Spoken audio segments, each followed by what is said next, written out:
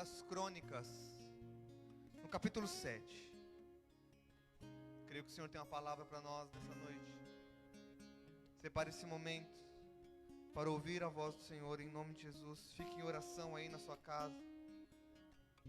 Abra o seu coração, assim como eu creio que ele já está aberto através dos louvores e já está sensível através do que Deus já ministrou através das canções. O Senhor quer continuar falando conosco. Eu vou ler 2 Crônicas capítulo 7. Eu vou ler do versículo 1 ao 3 e depois do 12 ao 14. Vou intercalar a leitura. Diz assim: E acabando Salomão de orar, desceu o fogo do céu e consumiu o holocausto e os sacrifícios, e a glória do Senhor encheu a casa.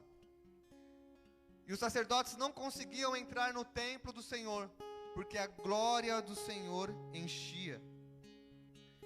Quando todos os israelitas viram o fogo descendo e a glória do Senhor sobre o templo, ajoelharam-se no pavimento, chegando o rosto ao chão, adoraram e deram graças ao Senhor, dizendo: Ele é bom e o seu amor dura para sempre. Agora o versículo 12. Então o Senhor lhe apareceu a Salomão de noite e disse: Eu ouvi a sua oração e eu escolhi este lugar para mim como um templo para sacrifícios. Mas se eu fechar o céu para que não chova, ou mandar que os gafanhotos devorem o país, ou sobre o meu povo enviar uma praga, se o meu povo, que se chama pelo meu nome, se humilhar e orar, buscar a minha face, se afastar dos seus maus caminhos, dos céus eu ouvirei, perdoarei o seu pecado e sararei a sua terra. Nós começamos essa leitura lendo e entendendo que a glória do Senhor encheu a casa. Era a inauguração de um templo. Era um novo período, era um novo momento que eles estavam vivendo. E nesse momento eles consagraram ao Senhor, eles fizeram sacrifícios a Deus. E a glória do Senhor invadiu aquele lugar. E eles sentiram aquilo de uma forma tão gloriosa que eles não conseguiram ficar de pé. E passando o texto, nós vamos ler que o Senhor conversa com Salomão e fala: olha, pode ser que uma praga chegue, pode ser que eu envie momentos de provações, pode ser que eu feche o céu para que não chova, e quando esse dia acontecer, e se esse dia chegar, se o meu povo, que se chama pelo meu nome, se humilhar e orar, e se converter dos seus caminhos, eu perdoarei os seus pecados e sararei a sua terra. E é meio difícil de entender de como que Deus fala sobre um período que vai acontecer ruim, sendo que eles estavam vivendo um momento tão bom. Um momento em que eles acabaram de experimentar a glória manifesta de Deus.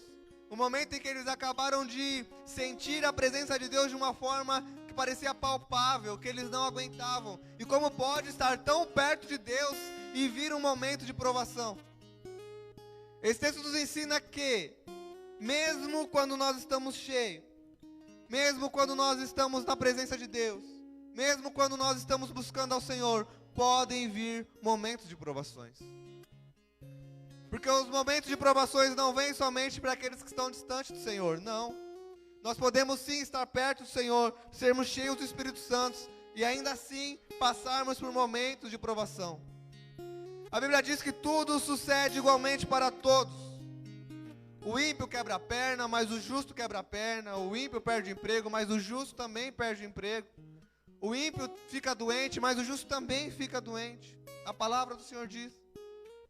A questão não é como você passa pela prova, como você passa pelo deserto, mas com quem você passa a prova, com quem você passa pelo deserto. E quem te acompanha no deserto, que garante que você terá vitória ou fracasso em meio às provações. Deserto é um lugar difícil. E o texto vai falar sobre isso. Quando estiver passando por um momento de provação. O que é um deserto? É um lugar seco. É um lugar perigoso. Deserto não é um lugar que você pode ficar distraído. Tem serpentes, escorpiões. Deserto é um lugar que não tem água, não tem sustento. Deserto é um lugar que você está sozinho, é um lugar solitário, com muito calor de dia e extremo frio à noite. É um lugar que você não tem domínio sobre nada. E às vezes o Senhor nos coloca neste lugar, no deserto. Às vezes o Senhor nos coloca neste lugar de provação. E na nossa vida nós temos muitos tipos de deserto. Eu não vou citar todos, mas eu vou citar alguns. Nós temos o deserto da dúvida. O deserto da dúvida machuca a gente. O que vai ser do meu amanhã? O que eu vou fazer agora? Qual é a decisão que eu tenho que tomar? Quando você está prestes a ter que tomar uma decisão difícil, onde você pode inevitavelmente magoar alguém, onde você pode inevitavelmente colocar alguém em risco e você tem que tomar uma decisão, é um deserto. A dúvida é um deserto. E se nós formos ler Salmos 10, ele já começa com um porquê. Por que Deus? O salmista começa. Por quê? Ele já começa com um porquê. Porque as pessoas têm dúvidas. E as dúvidas consomem a gente. Principalmente as dúvidas quanto ao futuro, quanto ao amanhã. Nós temos o deserto que são as ameaças de perda. Quando nós vivemos momentos em que estamos prestes a perder alguma coisa. Estamos prestes a perder o controle. Uma ordem de despejo chega na sua casa. Sensação de perda, de impotência. Não posso fazer nada. Chega uma carta de apreender o seu carro. Sensação de perda. Um corte na empresa. Fiquei sabendo que vai ter um corte na empresa. Vou perder o meu emprego. Aqueles desertos que machucam o coração da gente.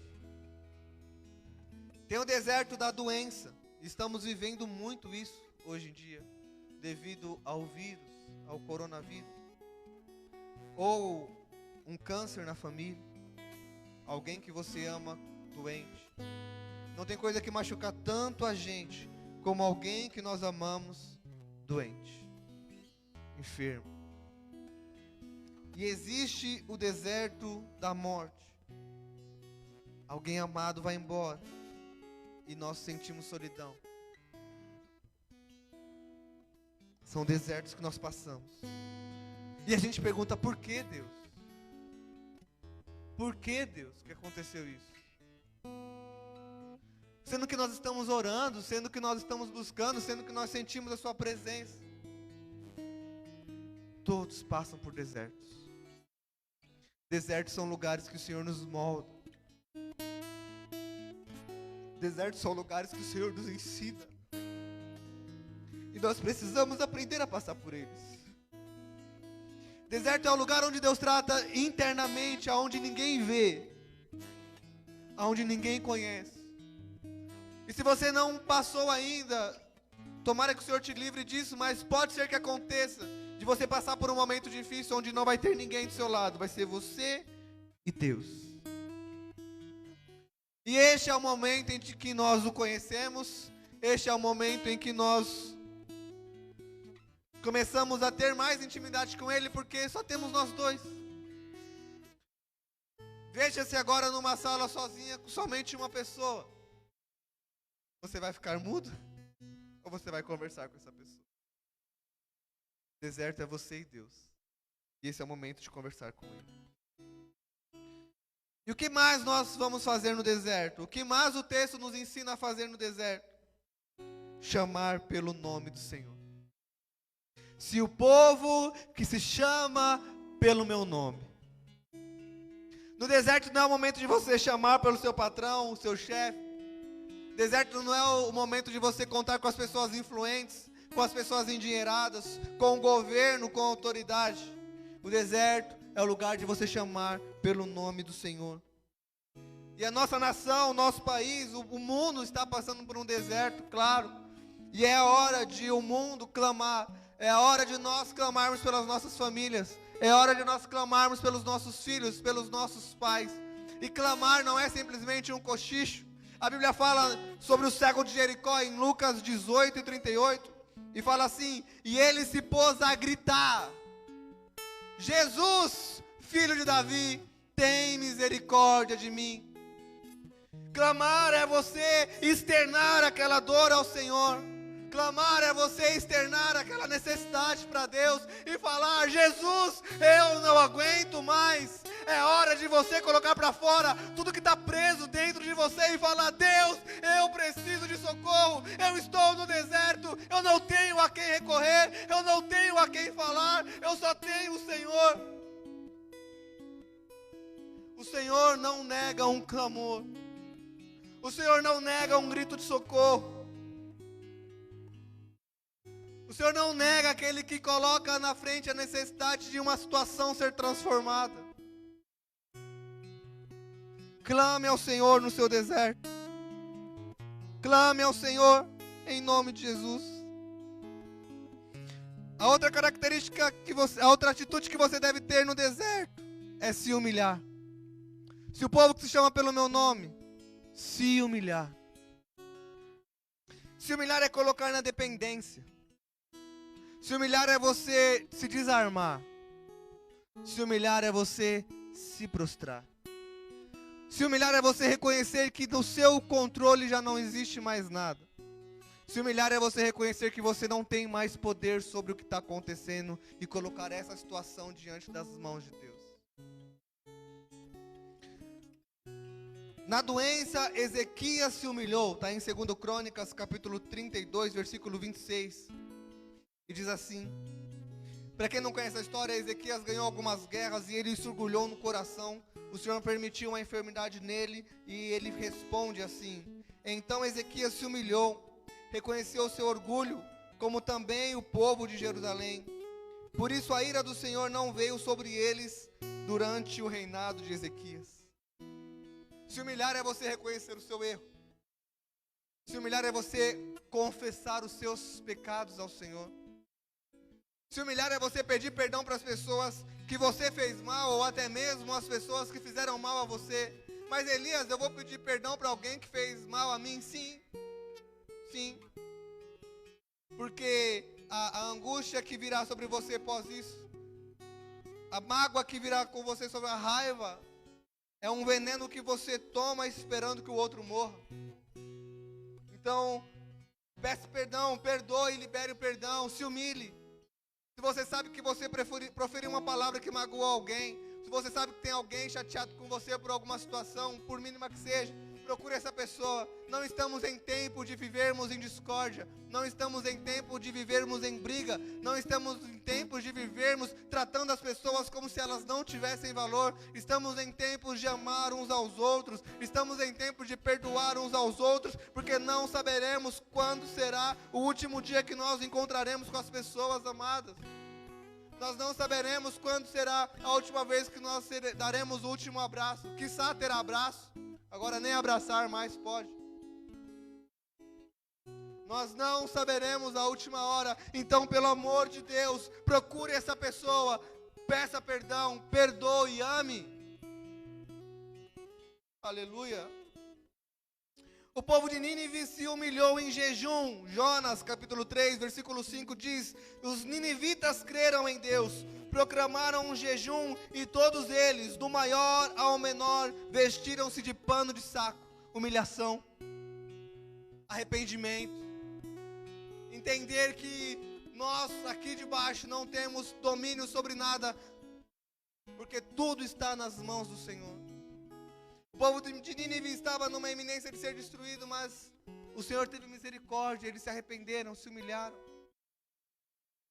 Se o povo que se chama pelo meu nome se humilhar, chamar pelo nome, se humilhar e orar, atitude de deserto. Oração é a única forma de você falar com Deus. Eu repito e repito e repito e vou viver a vida repetindo isso. Deus tem várias maneiras de falar conosco. Deus fala conosco através de uma live, Deus fala conosco através da palavra, Deus fala conosco através do louvor, Deus fala conosco através de um amigo numa conversa, Deus fala conosco através de um vídeo que você assiste no YouTube, no Facebook. Deus manda o recado de diversas formas, mas você só tem uma forma de falar com Deus e é através da oração.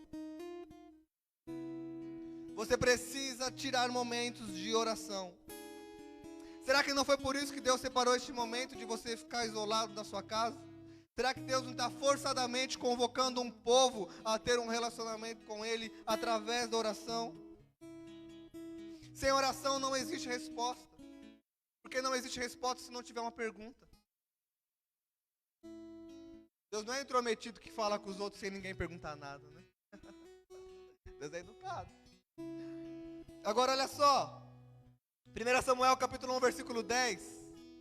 Diz assim: com a alma amargurada, Ana chorou muito e orou ao Senhor. O deserto de Ana era não poder ter filhos. Esse era o deserto dela. Ali o céu estava fechado para ela. Ali as bênçãos dela nada mais tinha valor. E aquilo amargurava a alma dela, aquilo deixava ela profundamente triste. Então qual foi a atitude dela? Orar. Se humilhar. Se entregar ao Senhor. Ela não tinha mais domínio sobre aquela situação.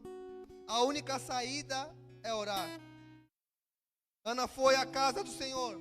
Ela foi ao lugar certo, buscar a Deus. Ela não foi buscar a resposta de ninguém. Ela foi buscar a resposta de Deus. E a resposta está em 1 Samuel capítulo 1, versículo 20. Nasceu Samuel.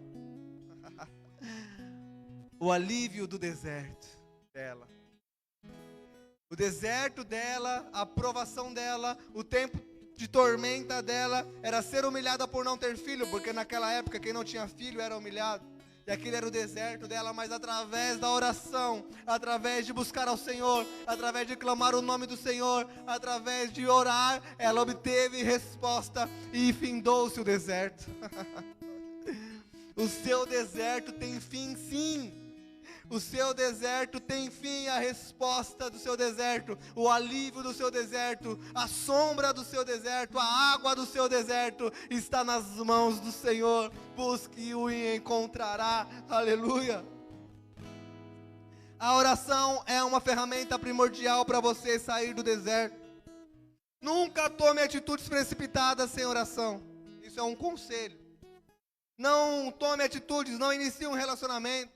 Não dê os próximos projetos de vida. Não tome decisões ministeriais. Não tome decisões que envolvam a sua família. Não tome decisões que envolvam o seu trabalho sem antes orar ao Senhor.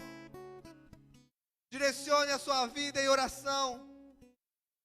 A oração é o binóculo de Deus, faz você enxergar mais longe, aonde com os olhos normais você não vê. Porque o Senhor revela, o Senhor mostra, o Senhor esclarece, o Espírito Santo traz luz, o Senhor traz o destino, o Senhor traz o caminho, o Senhor traz o direcionamento. Aleluia. A oração nos ensina a viver um evangelho vencendo desafios. Pode perguntar para qualquer cristão que teve uma vitória, que tem um testemunho, quando foi que surgiu a resposta? Ele vai falar assim: até que eu orei e o Senhor me deu a resposta. Oração é a chave para vencer os desafios. A Bíblia diz em 1 Tessalonicenses capítulo 5, versículo 17: orai sem cessar. É orar ininterruptamente, é orar continuadamente. É você andar orando, é você lavar louça orando, é você limpar a casa orando, é você trabalhar orando sem parar. Aleluia. Se o povo que se chama pelo meu nome se humilhar, orar e me buscar. Deus não brinca de esconde-esconde. Reflita nessa frase aí, enquanto eu bebo uma água.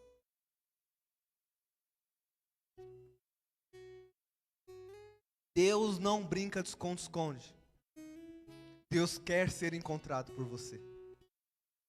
A Bíblia diz em Jeremias capítulo 29, versículo 13: buscar-me-eis e me achareis, quando me buscardes de todo o vosso coração. Buscar-me-eis. Eu vou me esconder? Não. Se você me buscar, você vai me achar. É um prazer de Deus ser encontrado. É um prazer de Deus ter proximidade com você. E Ele convida você para este relacionamento. Relacionamento gera intimidade. Intimidade gera semelhança. E semelhança com Deus te dá autoridade, te dá poder, faz você vencer as coisas. A intimidade com Deus faz você ir para um próximo nível, o nível do sobrenatural. A intimidade com Deus, através da busca, faz você viver um nível do sobrenatural. Colocar as mãos pelos enfermos, eles serem curados. Você receber um direcionamento para alguém, uma palavra profética. Você viver o sobrenatural, colocar as mãos nos cegos e eles enxergarem. Orar pelos mortos e eles ressuscitarem. Porque você tem intimidade, intimidade gera semelhança, ou seja, você se torna parecido. Imagina ser parecido com Cristo, ser parecido com o Filho de Deus que tem todo o poder no céu e na terra. Aleluia. É incrível. Não deixe de buscar ao Senhor. Só que a busca ao Senhor vai exigir de você disciplina e voluntariedade. Voluntariedade é: eu quero buscar ao Senhor. Eu vou dedicar um tempo do meu dia para estar com Deus. Disciplina. A gente se distrai muito com as coisas da vida. Quarentena, entretenimento, filho chamando, limpeza da casa, e o trabalho, o celular tocando, e coisa, e a gente vai deixando Deus de lado, vai deixando. Disciplina e voluntariedade. Eu quero estar com o Senhor, então eu vou separar o meu tempo com Ele. Eu vou dedicar o meu tempo com Ele. Isso é buscar ao Senhor. Moisés, ele teve que subir ao monte para se encontrar com o Senhor. Está em Êxodo 19. E ele teve que ter esforço. Deus está... Agora estamos no tempo da graça, né? Está até mais tranquilo se ter um contato com Deus. O véu se rasgou. Agora imagina você ter que subir um monte pesado, com tábuas pesadas para se encontrar com Deus. Existe vontade. Um desejo ardente de estar com Ele. Buscar-me-eis e me achareis. Quanto tempo você tem se dedicado em buscar ao Senhor? Fica com essa pergunta. A mulher com fluxo de sangue, ela queria encontrar com Jesus.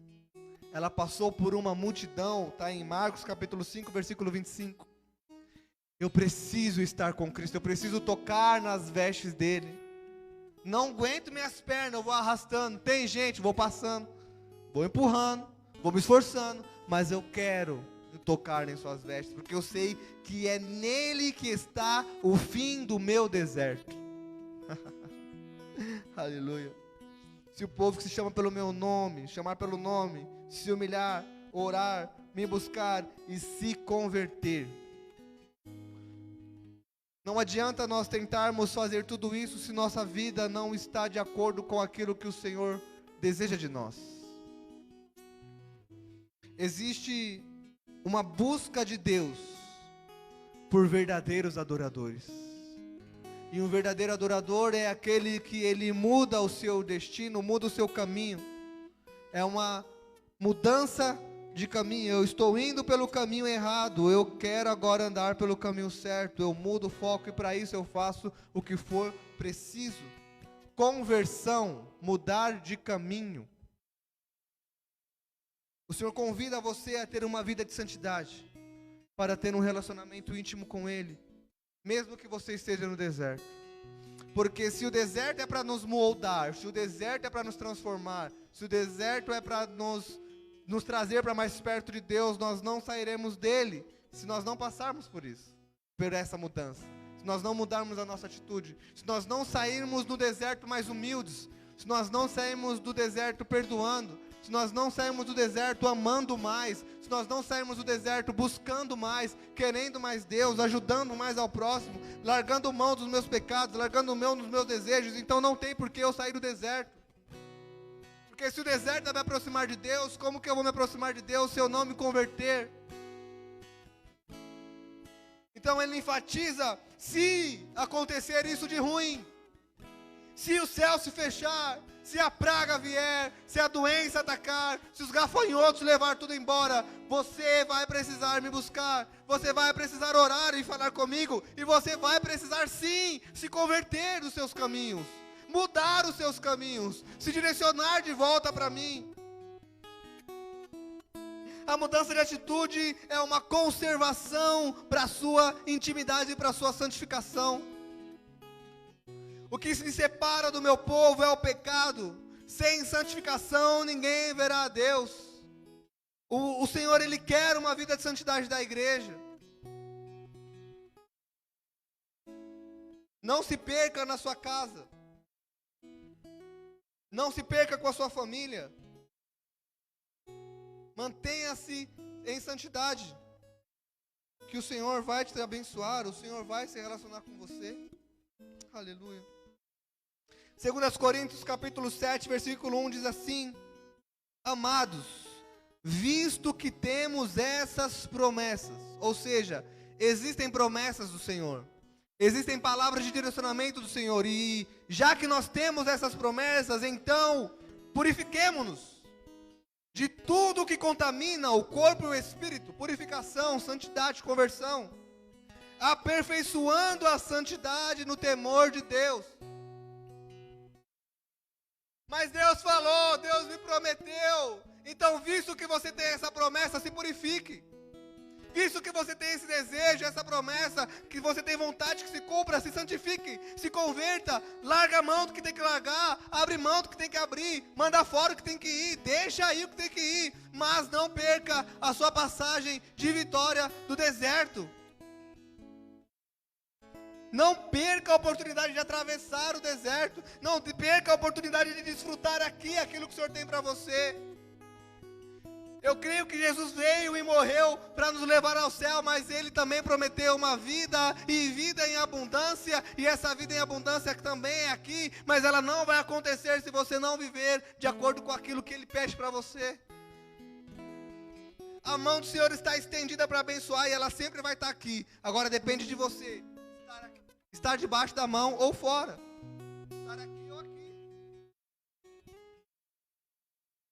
A falta da conversão e a santificação pode fazer o seu deserto ficar muito mais longo, ou até você nem passar por ele. Mas existe um sangue vertido que te aproxima de Deus, e através do relacionamento daquele que derramou o próprio sangue por você, você consegue se aproximar de Deus, vencer o deserto e viver as suas promessas. É através de Jesus que nós conseguimos força para clamar ao Senhor, buscar, orar, se arrepender, se humilhar, se converter dos maus caminhos. Tome essas atitudes hoje e você atravessará os seus desertos. E se você estiver passando por um deserto, não pense que Deus só está me castigando, eu busco tanto a Deus e eu estou passando por isso, porque lembre-se que eles viveram a glória do Senhor. Eles sentiram a mão do Senhor, eles viram a fumaça, mas pode acontecer de o céu se fechar, de a praga chegar, de o gafanhoto vir, mas se o povo que se chama pelo meu nome, se me buscar e orar, se humilhar e se converter dos seus maus caminhos, eu ouvirei do céu, perdoarei os seus pecados e sararei a sua terra, em nome de Jesus.